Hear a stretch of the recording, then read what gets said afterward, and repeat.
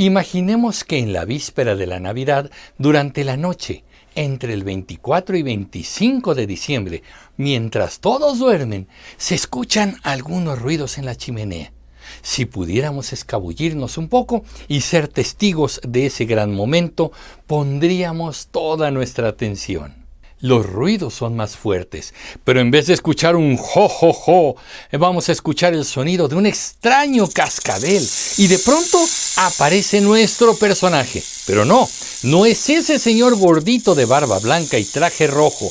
No, en realidad se trata de una serpiente, la cual agita su lengua alegremente mientras nos trae los regalos de Navidad.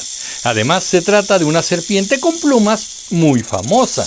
Pues, ¿qué pasó con Santa Claus? En este capítulo les voy a platicar aquella ocasión que en México, por decreto presidencial, no fue Santa Claus quien trajo los regalos a los niños, sino fue Quetzalcóatl, el encargado de tan generosa labor.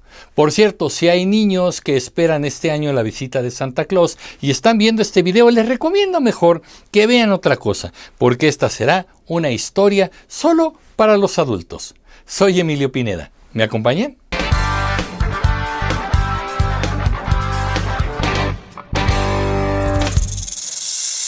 Antes de platicarles de esa ocasión en que Quetzalcóatl trajo regalos a los niños en vez de Santa Claus, tenemos que entender el contexto histórico que vivía México. Les platico.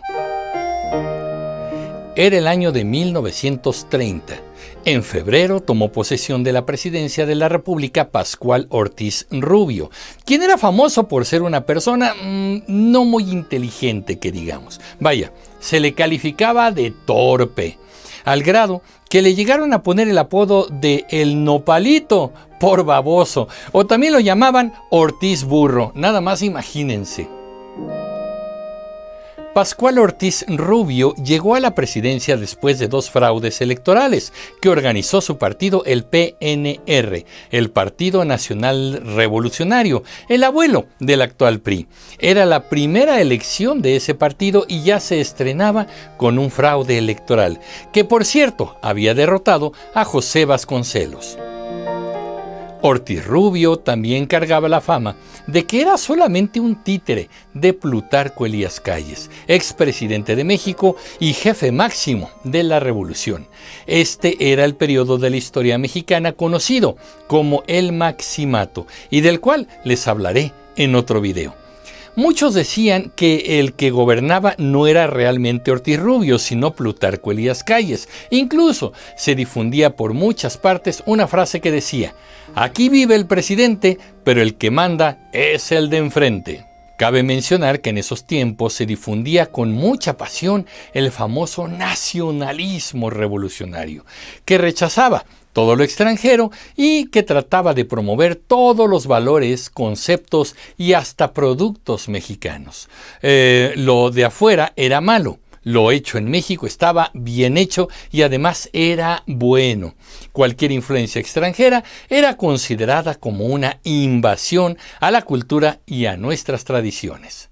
Ya que nos estamos imaginando cómo era el ambiente político, social y cultural en México en ese año 1930, ahora podemos darnos cuenta que tenía cierta lógica lo que ocurrió después. Llegó la Navidad de ese año 1930 y al gobierno del presidente Ortiz Rubio se le ocurrió que no había cosa más extranjera y más invasora que la figura de Santa Claus.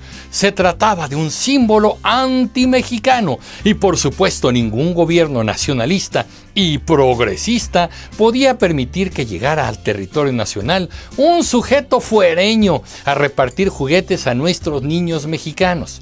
Y así que en concordancia con los valores y tradiciones mexicanas, el gobierno tomó una decisión muy importante. Imagínense ustedes el escenario. El 27 de noviembre se publicó en los diarios principales de nuestro país una nota que dejó asombrada a toda la gente. El nuevo símbolo de la Navidad sería Quetzalcóatl, eliminando así cualquier otra influencia extranjerizante. Ahí se relataba que el licenciado Carlos Trejo y Lerdo de Tejada, secretario de Educación, se había reunido con el presidente Ortiz Rubio y acordaron la conveniencia de sustituir el símbolo de Santa Claus por el de Quetzalcóatl, divinidad que sí es mexicana. Todo esto tenía la intención de que dentro de la niñez mexicana se engendraran el amor y la valoración por nuestra cultura y nuestra raza. Yo creo que el más sorprendido de todos debió haber sido el propio Santa Claus, el cual tenía suscripciones a los periódicos mexicanos y le llegaban todas las noticias hasta el Polo Norte. Imagínense su cara cuando leyó en primera plana que le habían cancelado cualquier posibilidad de ingresar a México y llevar juguetes a la niñez. Estuvo peor que si le hubieran cerrado la frontera por el coronavirus. Mientras el gordito de traje rojo y barba blanca lloraba en el Polo Norte, en México la gente seguía muy asombrada. Faltaba poco más de medio mes para la celebración de la Navidad y de pronto todo cambió. Adiós a Santa Claus y bienvenida la serpiente emplumada. Por cierto que el dios Quetzalcóatl fue personificado por un señor en una túnica blanca, quien iba a ser el encargado de hacer felices a los niños la noche del 24 de diciembre.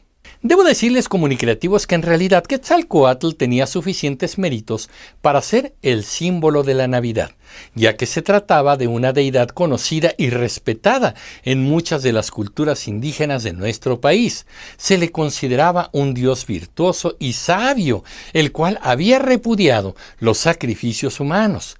Sin embargo, los relatos prehispánicos dicen que un pecado bastante indecente y relacionado con los deseos carnales, el cual no detallaré en esta ocasión, lo hizo huir de tierras mesoamericanas. Por eso muchas culturas antiguas esperaban su regreso, y por eso precisamente Moctezuma creyó que se trataba de Quetzalcóatl cuando le anunciaron que unos hombres barbados habían llegado desde el puerto de Veracruz y caminaban hacia la Gran Tenochtitlan. Regresando al anuncio de este cambio navideño, muchos mexicanos continuaban escandalizados, ya que decían que la Navidad era una tradición de índole católica y cristiana, ya que se trataba de la celebración del nacimiento de Cristo. Por lo tanto, el hecho de que una serpiente emplumada relacionada con tradiciones paganas fuera el nuevo símbolo navideño generaba un enorme conflicto con las creencias y las tradiciones. Y se imaginarán que el debate se hizo largo y muy intenso. Las autoridades gubernamentales decían que Quetzalcóatl estaba lleno de virtudes, como ya lo dije antes. Era sabio, pacificador, generoso, y además llegaron a decir que también era cristiano, ya que manejaron algunas versiones de que Quetzalcóatl pudo haber sido Santo Tomás, llegando en las épocas antiguas a estos territorios para evangelizar a los indígenas. La sociedad católica se siguió oponiendo fuertemente. Si de lo que se trataba era de celebrar el nacimiento de Cristo, no había por qué hacer más cambios al hecho de que Santa Claus formaba ya parte inconfundible de esta celebración. Pues a pesar de todas las protestas y la gran controversia, las autoridades gubernamentales siguieron defendiendo esta ocurrencia y se salieron con la suya. Así que el día 23 de diciembre de 1930, el gobierno organizó un festejo enorme en el Estadio Nacional, el cual se encontraba en la colonia Roma y que actualmente ya no existe. Ahí se construyó un gran templo prehispánico, que ya saben que a los gobernantes les encanta hacer réplicas de los templos prehispánicos. Y se reunieron cerca de 15,000 niñas y niños. El ambiente estuvo muy animado. Hubo danzas folclóricas, poemas y muchos vivas para Quetzalcóatl, mismo que fue representado, como ya les dije, por un funcionario público disfrazado con una túnica blanca. No puedo imaginar a este funcionario cuando le dijo su jefe: «Esta Navidad te toca representar a Quetzalcóatl, así que búscate una sábana blanca para tu disfraz». Bueno, pues ese Quetzalcóatl burocrático distribuyó generosamente entre niñas y niños dulces, regalos y hasta suéteres rojos. ¿Por qué suéteres rojos? Solo ellos lo saben. déjenme decirles que me hubiera encantado estar presente en ese evento, por la pura curiosidad de saber qué hacía ese personaje Quetzalcóatl. Supongo que no se reía como Santa Claus, jo, jo, jo, jo, no. ¿Y qué habría dicho a los niños? Llevaba un cascabel, como la serpiente respetable que representaba. De verdad, el morbo me carcome por saber si por lo menos construyeron un buen personaje bien diseñado o era simplemente un funcionario sin ningún chiste regalando cosas. Tristemente, supongo que habrá sido lo último.